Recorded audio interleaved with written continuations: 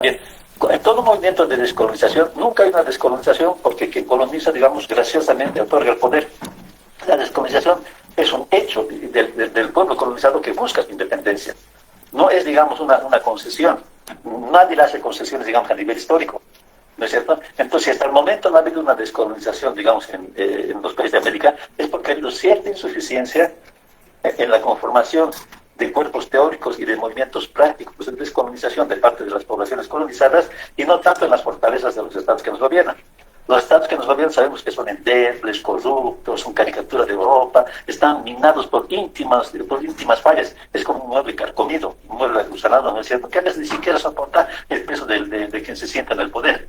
Lo vemos que sea el caso, por ejemplo, de Perú. No sé cuántos presidentes están en el proceso porque llegan a la presidencia simplemente a robar. Son estados inviables, naciones ficticias y estados ficticios. Entonces, ¿cómo es posible, digamos, que eso se mantenga? Quizás, desde nuestro punto de vista, porque la verdadera fuerza de regeneración todavía no se ha puesto en marcha y esa fuerza es el movimiento indígena. Ahora bien, como decíamos, el indígena es un caso particular porque no reaccionó y no reacciona todavía como reaccionaron las otras poblaciones indígenas, digamos, en Asia y en África, donde hubo un estado de conciencia, ¿no es cierto?, y una lucha, digamos, contra el agresor, contra el colonizador, que terminó siempre, digamos, en la expulsión del colonizador. Eso no sucedió en América por lo siguiente, y eso es lo importante porque tenemos que analizar nuestras peculiaridades para poder dar solución a los hechos. Si vemos la experiencia de descolonización a nivel mundial, el caso general fue de la creación de nuevos estados, y nuevos estados gobernados por los que estaban colonizados, por las poblaciones aborígenes, tanto en el África como en el Asia. Hubo dos casos que se salieron de esta regla general. El primero, digamos, estuvo a punto, digamos, de crear algo diferente, pero después entró, digamos, al esquema general que hablamos de descolonización, y el otro que fue totalmente original. El primer caso es el de Argelia. En Argelia hubo un momento en que la población local se rebeló contra el colono francés y hubo una lucha, primero, digamos, de identidad, que es por lo primero que se lucha, porque una de las herramientas que tiene el colonizador es destruir, digamos, el imaginario, destruir el cerebro del colonizado. Sobre eso han escrito varios teóricos que han estado, digamos, en el lucha de descolonización, de mí, por ejemplo, o Franz Fanon. En la medida que el cerebro es conquistado, o sea, digamos, el resto está conquistado. Y el cerebro de uno, cuando duda de uno mismo, cuando se considera incapaz, cuando se considera feo, cuando se considera inútil, ¿no es cierto? Y cuando ven el colonizado el ejemplo, no solamente de belleza, sino de saber, de poder, etc., entonces uno se somete. Entonces, esto siempre, toda descolonización, digamos, surge como una especie de verse en el espejo y de valorarse. Evidentemente, esa valoración tiene que ser objetiva, porque significa encontrar lo común y no tiene que ser idealizada. Porque cuando es idealizada, o sea, digamos, el movimiento se estropea, que es lo que pasó recientemente en algunos países, por ejemplo en Bolivia, con esto del pachanismo, porque sería una imagen, digamos, idealizada que estropea, digamos, el movimiento de liberación en vez de ¿cómo se llama?, de concretarlo. Pero inmediatamente esa toma de conciencia surge, digamos, el hecho objetivo de pugnar por el poder. Y como el poder son de la contraposición de dos fuerzas, estas fuerzas generalmente eran los que defendían el Estado colonial y quienes buscaban la liberación. Para que haya esa contradicción se necesita que quienes defienden la colonización estén ligadas a una metrópoli. Y la metrópoli es el Estado europeo, la nación europea que manda, digamos, a sus colonos. ¿No es cierto? Y esto se estropea cuando esa contradicción intervienen otros elementos. Y esos otros elementos empezaron a intervenir en Francia. ¿Cuál es ese otro elemento? Que muchos de los colonos que venían de Europa, de Francia particularmente, que tenían poder político, y también de España, en menor cantidad, empezaron a nacer bien en Argelia. Y la persona que nace, que ya no viene directamente, empieza a adquirir otra identidad. No se identifica ni con el Estado colonial, digamos, ni con la metrópoli, no es europeo, y tampoco, digamos, es aborigen, tampoco es indígena. O sea, mantiene una contradicción con ambos elementos.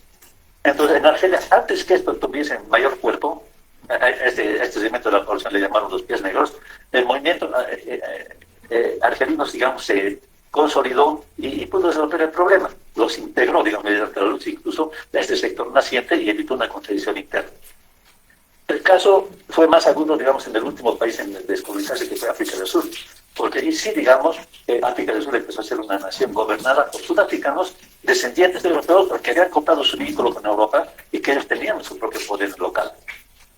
Cortaron su poder con Europa de tal manera que incluso cuando en Europa había, digamos, el movimiento anti-apartheid, ellos promovían el apartheid y al interior, digamos, tenían una protección grande, digamos, con los elementos indígenas. ahí también terminó de una manera original. O sea, los mismos colonos blancos vieron conveniente, como una manera de sobrevivencia, darle el poder al negro, y es la manera como Mandela llegó al poder.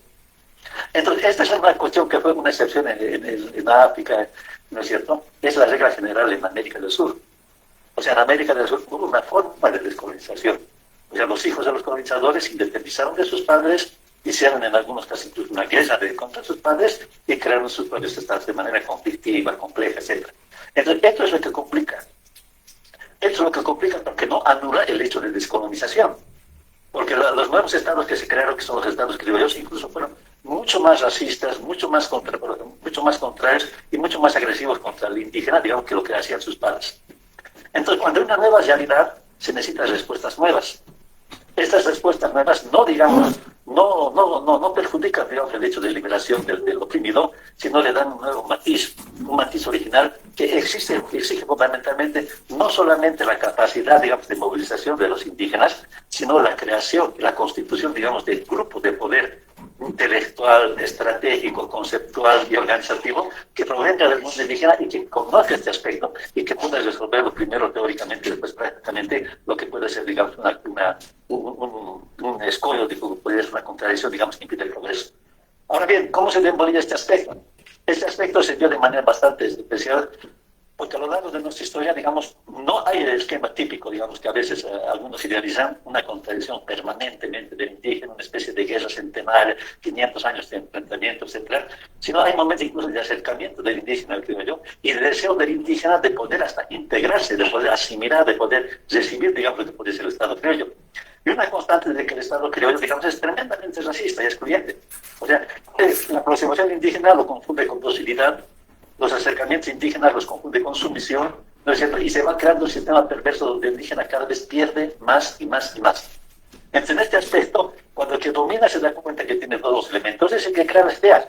Y ha hecho, digamos, un aspecto bien importante, que el indígena pueda girar incluso políticamente, no en torno de las ideas que crea, sino en torno de las ideas, digamos, que vienen de quienes les dominan. Y eso se ha visto a lo largo de toda la historia. Cuando hay una idea dominante, digamos, en el mundo criollo, esa idea dominante del mundo criollo lo transmite al indígena, no sé, y al transmitirlo, digamos, lo impone, y el indígena cree que recibiendo esas ideas está luchando por su liberación. Las ideas que había, digamos, en el positivismo, ¿no es cierto?, donde el indígena bueno, el indígena educado, el indígena que aceptaba de culturizarse, que buscaba integrarse, etc., el indígena que mimetizaba hasta lo profundo, digamos, todas sus diferencias. La época del nacionalismo, donde se dijo hay que ser patria, hay que ser nación, etc., y donde se utilizaba el indígena como mano de obra en la construcción de un Estado donde no tiene una participación de poder. Los movimientos de izquierda, ¿no es cierto?, donde si el indígena se va a redimir, digamos, se actúa como proletario, como campesino, si es aliado de quienes dirigen al proletariado, y curiosamente, como en toda etapa histórica, digamos, de nuestros pueblos, quienes dirigían los partidos proletarios no eran indígenas, no eran tampoco proletarios, sino eran, digamos, de la casta de los criollos, digamos, que siempre ha cambiado el discurso para mantener su poder.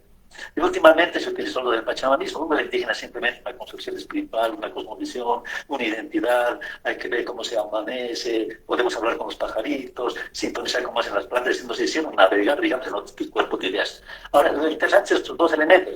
Esos dos elementos siempre sirven para mantener el poder de un grupo social, que exteriormente halaga al indígena, aunque lo destruye. Y segundo, eso hace parte, digamos, de una corriente de ideas a nivel mundial, porque el es incapaz, digamos, de crear algo. De la misma manera, digamos, yo viví las épocas en que en las universidades de Bolivia, como de cualquier país de Sudamérica, la ideología oficial era el marxismo. Nadie podía tener, digamos, un pie de una autoridad en un medio universitario si no admitía los preceptos del marxismo de esa época. ¿Y cuál era el precepto del marxismo en esa época? Todo es lucha de clases, el obrero tiene que hacer la revolución y solamente se puede ser aliado del obrero. ¿Y qué era el indígena? El indígena era campesino. Y como campesino tenía que ser aliado del proletariado. Y curiosamente el proletariado ni siquiera era el verdadero proletario, porque el proletario es de origen indígena, sino eran quienes se identificaban con el proletariado, quienes lo dirigían, es decir, y eran los de la casta criolla.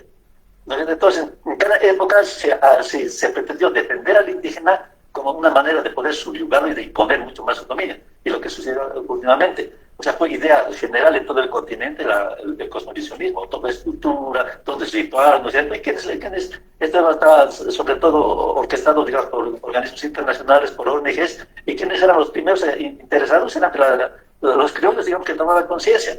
Antes, digamos, despreciaban al poncho, bueno, por ese poncho, digamos, era era esta vez, digamos, identificarse con el hermano campesino. Y el hermano campesino ya no era una clase social, era el ritual, a través del ritual, a través de una coa, a través de una ofrenda, a través de una loca, digamos, se podía comunicar, o sea, se crea todo un espejismo que destruía lo que es la verdadera esencia y lo que son sobre todo los intereses propios de quienes tienen que liberarse. Ahora bien, en Bolivia, curiosamente, en cada momento histórico donde había una idea oficial sobre el indígena, hubo contestatarios indígenas, que dijeron esto no nos interesa.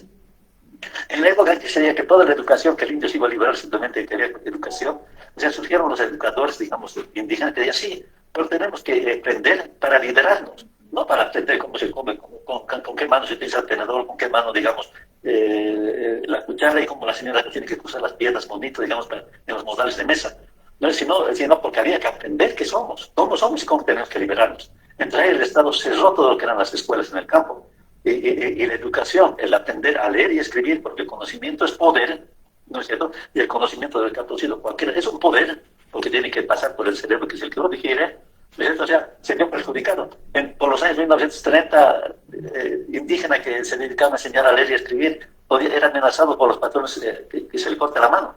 Al final, digamos, fue un gran movimiento, y sobre todo una experiencia muy importante en la escuela de Huayna Santa, donde el indígena recuperó el derecho a la educación como un derecho, digamos, de liberación.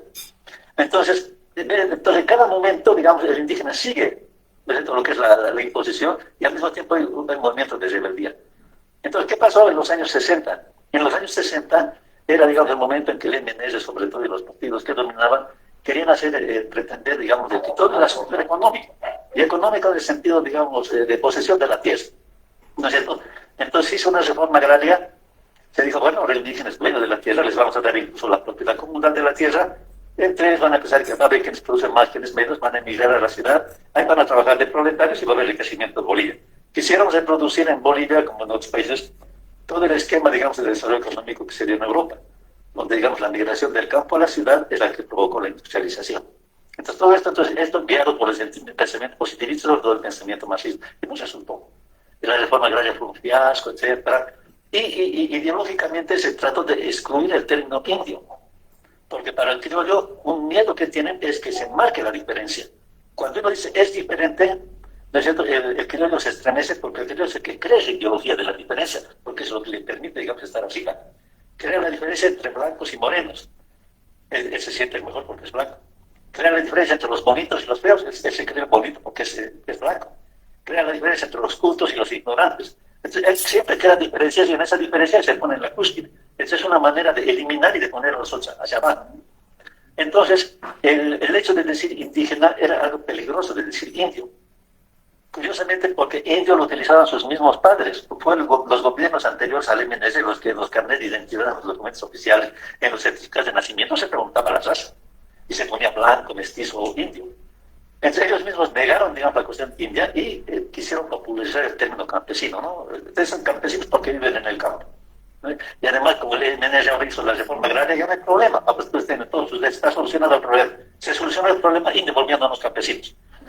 Entonces, en los años 60, hubo un grupo de indígenas que escaparon de ese control ideológico y de ese control, digamos, objetivo, digamos, de la sociedad criolla y empezaron a teorizar. Y lo primero que se definieron como indios. Nosotros somos indios, porque indio significa una diferencia, entonces nosotros somos los diferentes, y como diferentes tenemos el derecho, digamos, de organizarnos. Primer elemento. Segundo elemento, somos diferentes, pero resulta que estos diferentes son la mayoría de la población. Entonces, como mayoría de la población, nosotros necesitamos el derecho político, porque si la democracia dice es el gobierno del pueblo, el gobierno de la mayoría, ¿cómo es posible que una mayoría de población indígena siempre estén gobernando unos criollos? Entonces, estos dos elementos, de denominarse como indio, y el segundo es de proclamar la necesidad del poder político para las dos características del indianismo. ¿No es cierto? Estos dos fueron las cosas que marcaron grandemente porque toda la población criolla y todas las tendencias políticas se empezaron a mover, pues decir, no, ¿cómo se van a llamar indios? No se pueden llamar indios. E incluso el poder conceptual, el poder es tan grande que muchos indios ya no somos indios. No, ¿cómo somos indios? Porque a veces la gente busca liberarse artificialmente desechando todo aquello que lo considera que puede denigrarlo, que puede rebajarlo. Y si indio era sinónimo de sucio, de ignorante, de feo, etc., ¿cómo me voy a definir como indio? No soy indio. ¿no es cierto? Y cuando indio simplemente es un término, digamos, un concepto político. Ahí vino la ingenuidad de muchos, ¿no? De que no somos indios porque no hemos nacido en la India. Y cosas absurdeces, porque no es un gentilicio, es decir, uno no denomina dónde ha nacido, sino es un concepto político, es una categoría política. Y como categoría política se mostraba su capacidad de movilización, porque fue, digamos, y además que no es original. En situaciones que son, digamos, similares a las de Bolivia, en este caso a las de la población indígena, es reconocerse en lo que el colonizador lo utiliza como peyorativo, lo que da subjetivamente una fuerza, ¿no? Y la gente empieza a luchar. Es lo que sucedió, digamos, con los negros en África y con los negros incluso en Norteamérica, donde empezó a popularizarse pues, en las mismas épocas el término de black is beautiful, blanco es bonito, porque para el que domina, digamos, el otro tiene que ser lo peor, pues tiene que ser lo feo, lo ignorante. Y el negro empezó a agarrar su estima, que es un primer elemento.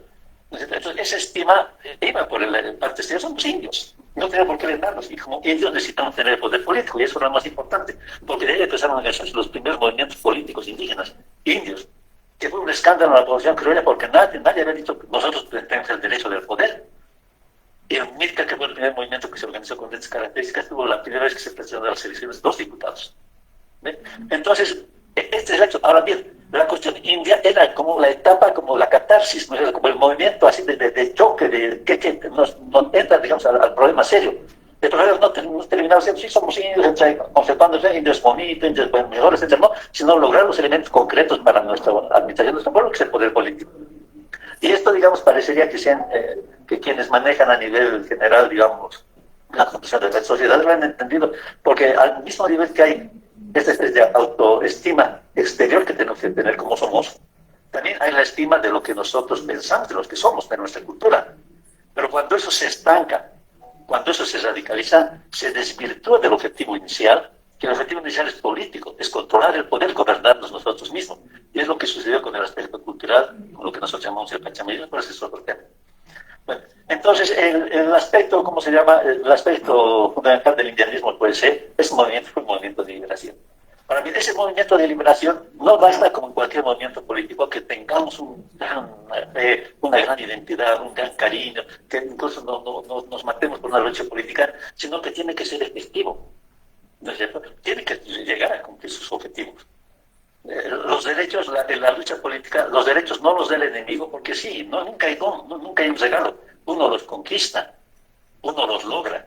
Y esa es la lucha política, porque hay varias maneras. A veces eso se logra mediante fuerza, a veces eso se logra mediante quiebres, a veces eso se logra mediante negociaciones, a veces eso se logra mediante avances y a veces mediante retrocesos. Entonces eso necesita un tipo de organización diferente, que tenga una mentalidad diferente. Entonces, la constitución, eso significa constituir las organizaciones. Y uno de los elementos que el indianismo y el catarismo, digamos, contribuyeron a su fracaso fue que todo el mundo, creo yo, perjudicó, digamos, este tipo de organización. Porque uno no puede organizarse si está permanentemente obligado a defenderse, estar a la defensiva.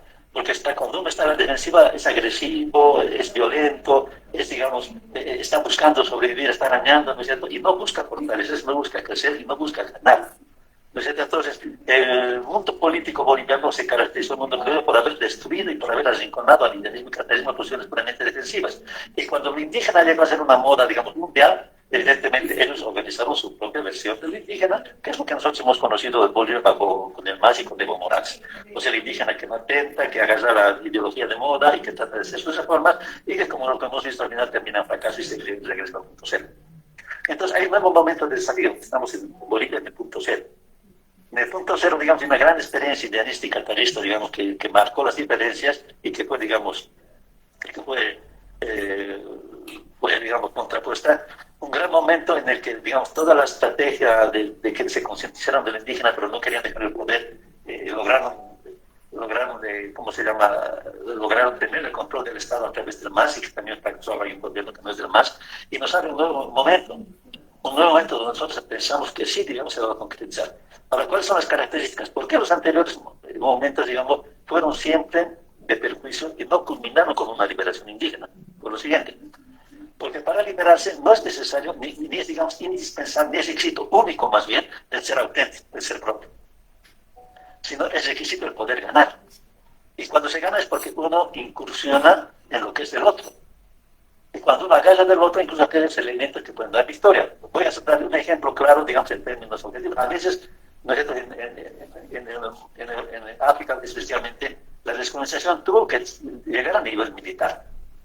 Y cuando es a nivel militar es enfrentamiento entre dos fuerzas.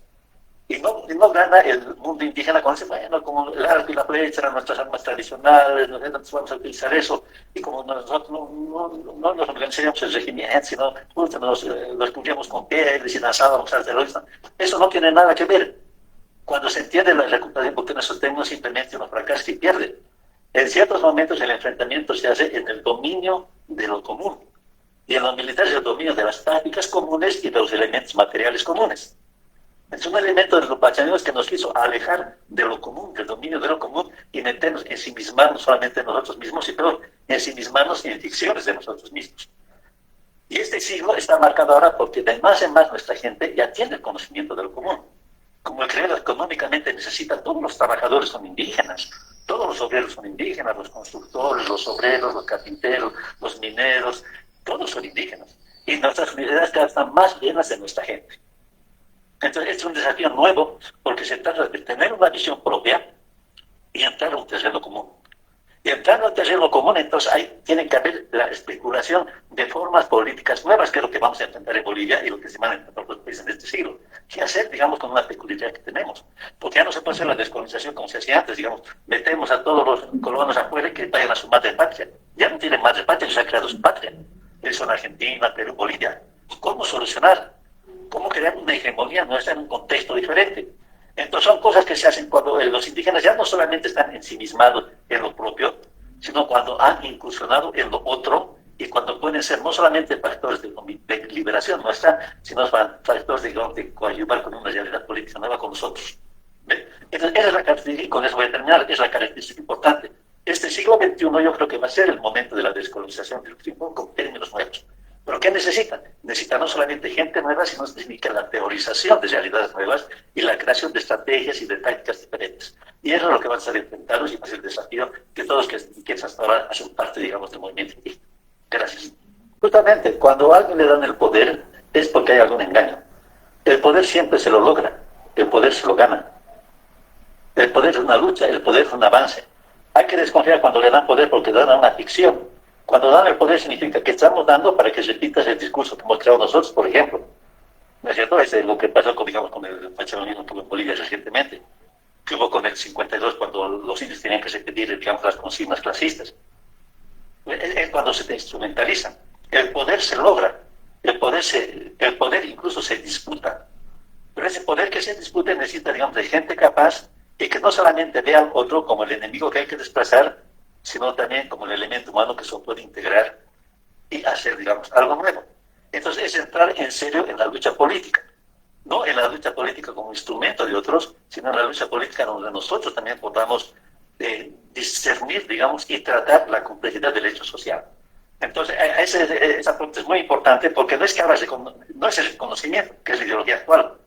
No es el reconocimiento, somos Indra, APP, un aplauso aquí, digamos, los naranjos, no. La cuestión indígena es el hecho de participar en la conducción de toda una sociedad, lo que significa entender lo que es la economía actual, lo que era nuestra economía, lo que es la economía mundial, entender, digamos, las cosas contemporáneas y tener un valor de decisión en ese aspecto. Entonces, crear no solamente ideología, porque hoy nos hemos creado la ideología, sino crear los instrumentos, digamos, para hacer adelante, digamos, un programa. Entonces, es mucho más complejo, pero sí se está dando, porque antes el indio estaba fuera de todos los circuitos. No sé cómo ha sido, digamos, en el Perú, pero en Bolivia es un lento. O sea, la sociedad boliviana siempre ha intentado marginar al indígena, porque marginando así se evita problemas. El indígena estaba prohibido, por ejemplo, de utilizar armas. Primero, por ejemplo, debe haber un término que significa similar en el Perú. En Bolivia, a veces el indígena, cuando se subestima, al otro arquero le llama el caballero. ¿Y quién es el caballero? ¿Quién va a caballo? Porque los españoles prohibieron que el indígena, digamos, utilice caballo. El único que pudiera ir a caballo era el español, por eso el caballero era el superior, el caballero. ¿Por qué? Porque el caballo es un instrumento de guerra, un símbolo de prestigio, un instrumento de trabajo incluso. El indio estaba alejado del prestigio, alejado del poder, alejado de la producción. Al indígena se le prohibió la utilización del arma, porque lógicamente podía utilizar el arma para liberarse. Después de la Guerra del Pacífico, donde hubo un gran fracaso, recién se aceptó la incorporación del indígena al ejército. O sea, toda nuestra historia es un hecho paulatino, digamos, de excluirnos. Y cuando nos integran es para tratar de domesticarnos. Eh, entonces, ahí viene el aspecto importante y luego viene, digamos, mi respuesta a otra pregunta que acabo de leerla. Ahí viene el sentido de descolonización. Descolonización significa eliminar lo que ha sido la colonización y sus efectos. Ahora, ¿cuáles son los efectos de la colonización? Todas las estructuras de nuestros países son arcaicas porque están marcadas por la experiencia que ha habido en el siglo XVI, por ejemplo, de una forma estatal. ¿Cuáles son los elementos? Por ejemplo, el extractivismo. El español no ha venido a producir, el español ha venido a recoger lo que era fácil, las riquezas fáciles, y llevarlas a España. Ha venido a expoliar, a robar, digamos, los monumentos, robar el oro, robar la plata, y cuando acabó de robar, digamos, que era fácil escarbar simplemente y sacar las riquezas, digamos, del suelo. Y ni siquiera la descargaban ellos, sino eran los indígenas que descargaban. Entonces, la economía extractivista que casi nos domina a todos nuestros países viene de la colonia. Crearon sus instituciones. Esas instituciones no se han reformado porque esas instituciones mantienen el poder colonial. Imagínense cómo será en Bolivia, cuando uno tiene una propiedad, tiene que escribirla en una oficina que se llama derechos reales. Justamente porque esa era la manera como se escribía la propiedad, digamos, en esa época. Y en esa época había que pagar los quintos, el quinto iba, digamos, al rey de España, y había que pagar otros quintos, otros diezmos, que es lo que se considera la construcción, digamos, de todos los países.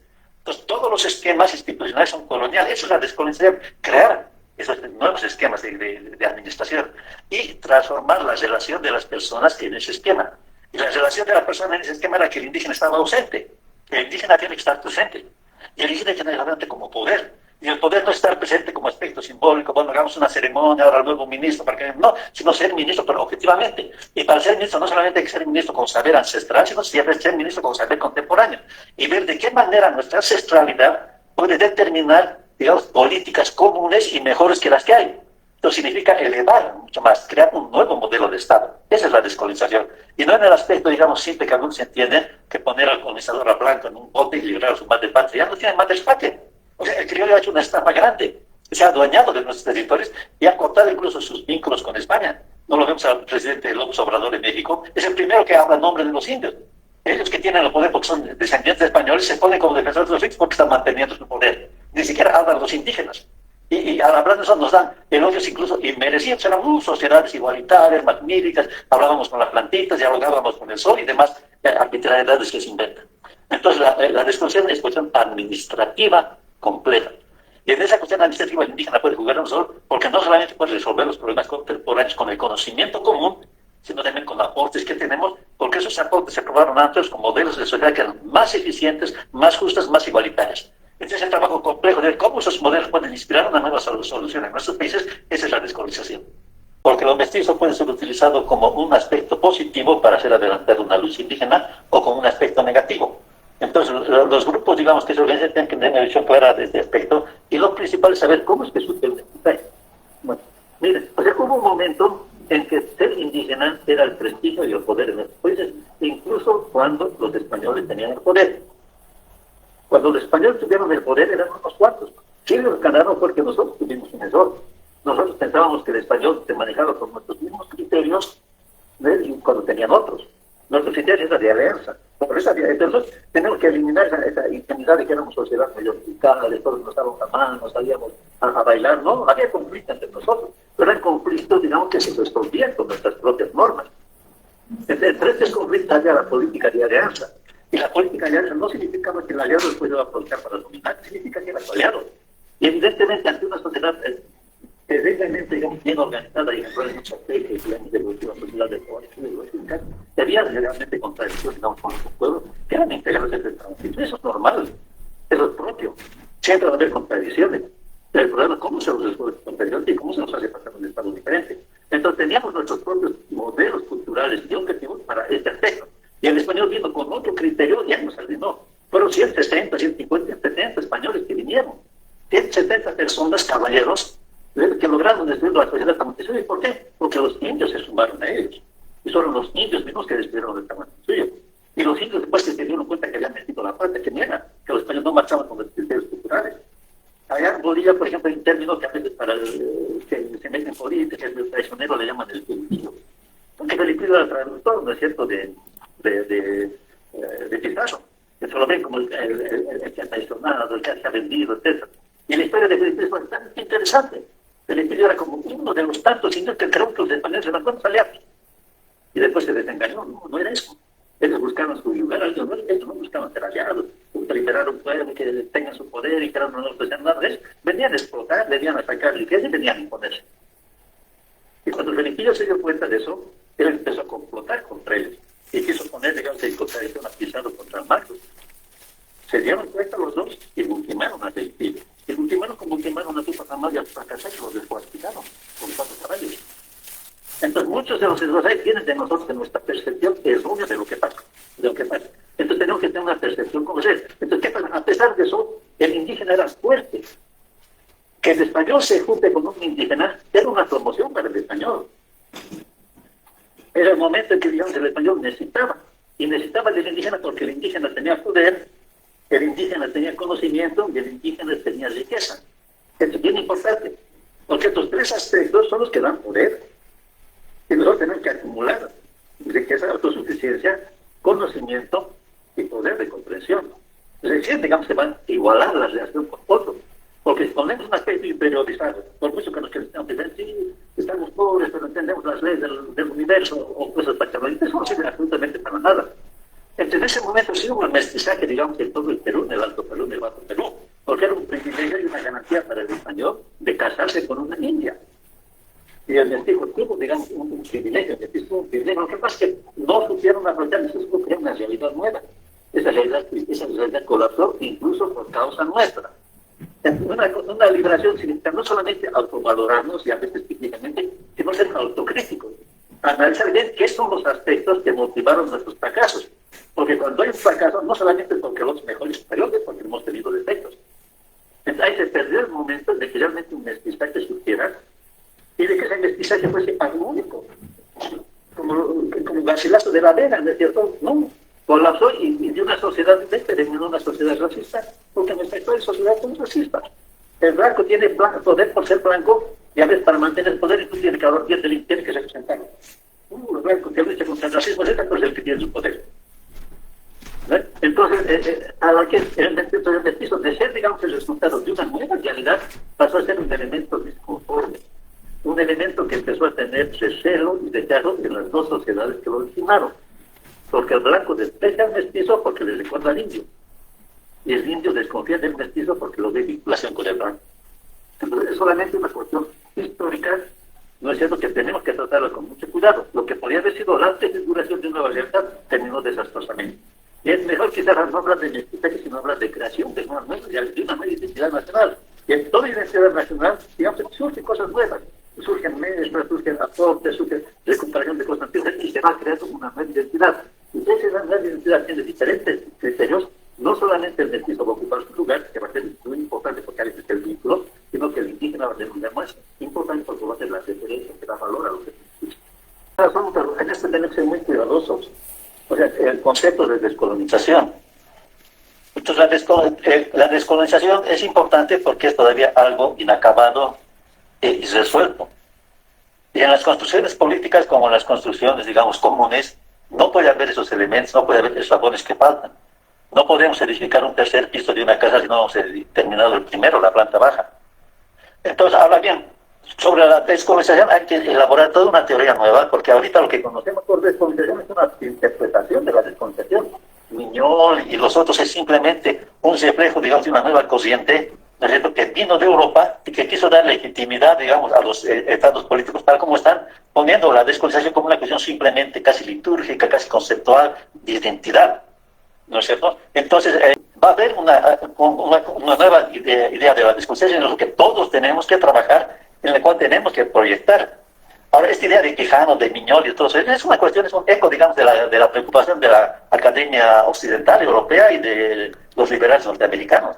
Está en el mismo nivel de que esto, de que toda es cuestión de identidades, de libertad, de libres expresiones, y cuestiones que terminaron desastrosamente en lo que nosotros llamamos aquí el pachamanismo. Y que se quiso contraponer en lo que antes se llamaba descolonización. Antes la descolonización era lo que decía, el hecho de que los oprimidos, la población, digamos, conquistada, se liberaba y creaba sus propios estados y votaba al colonizador. Esa es la concepción primigenia de la descolonización. Miñol y compañía lo quiso hacer simplemente como si esa tarea política ya estuviese resuelta y ahora se trata de descolonizar la mente. y de imaginarse, y de imaginarios, y de derechos. Y de ahí vino que, digamos, el indígena tiene que tener, digamos, su punto de apoyo simplemente en cuestiones culturales, en imaginarios. Y en esa especie de ficción, en vez de buscar una unidad indígena y un proyecto único, la cuestión de derechos para las minorías, o sea, cuanto más naciones indígenas había, mucho mejor. Y que cada nación mantenga su manera de vestir, de pensar, o sea, toda una disquisición, digamos, no solamente abusiva, sino inútil, que no terminó en nada porque se le intentó aplicar incluso constitucionalmente en Perú y en Ecuador. Todo fue un fracaso absoluto. Entonces, pero eso no invalida la cuestión de descolonización porque es una cuestión incompleta. Se va a tener que especular diferentemente, pero ahí viene la tarea para los pensadores y sobre todo para las organizaciones.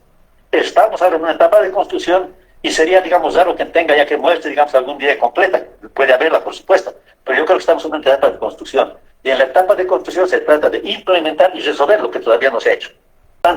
¿Ves? O sea, en todo movimiento social hay una relación entre cuerpos de ideas, grupo, digamos, organizativo y grupos operativos. En la medida que haya, digamos, una vinculación entre estos tres aspectos, o sea, se da el éxito de cualquier movimiento social. Ahora bien, yo pienso que recién en estos momentos se están dando las posibilidades materiales para que haya esto, porque aquellos aspectos que estaban cesados al indígena ahora están abiertos. Ahora el indígena si quiere puede acumular dinero. En Bolivia hay el nacimiento de un nuevo sector social, los tamiris que llaman, que han acumulado dinero, a veces incluso de manera paralela y de manera informal, y hasta ilegal en algunos aspectos. Pero tienen ahora el control, digamos, de medios de producción. Nuestras universidades están llenas de indígenas, los cuarteles están llenos de indígenas. Entonces, están en este siglo todos los elementos materiales como para que empiece a producir una nueva idea política. Ahora bien, cuando se hace una idea política, esta idea política por esencia es nueva.